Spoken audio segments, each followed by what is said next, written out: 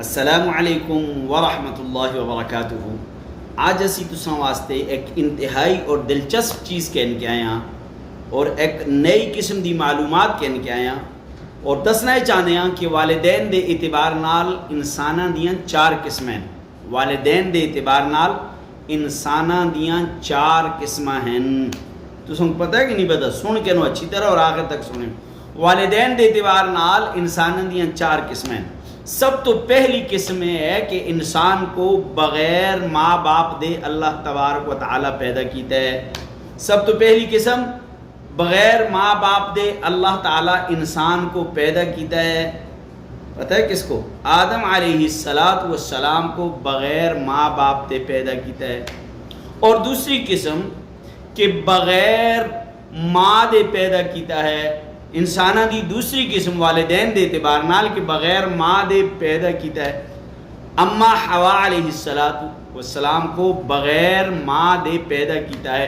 آدم علیہ السلام دی پسلی وچوں پیدا کیتا ہے اور بغیر باپ دے پیدا کیتا ہے۔ بغیر باپ دے پیدا کیتا ہے۔ تیسری قسم کہ انسان کو بغیر باپ دے پیدا کیتا ہے۔ پتہ ہے کون؟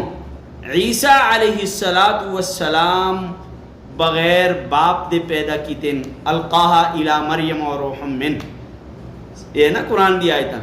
عیسیٰ علیہ السلام کو بغیر باپ دے پیدا کیتا ہے۔ چوتھی قسم والدین دے اعتبار نال ہے کہ ماں باپ دونوں دی ملاپ دی وجہ تو انسان پیدا ہوندا ہے۔ آج اسی تساں کو چار قسمیں دسیاں۔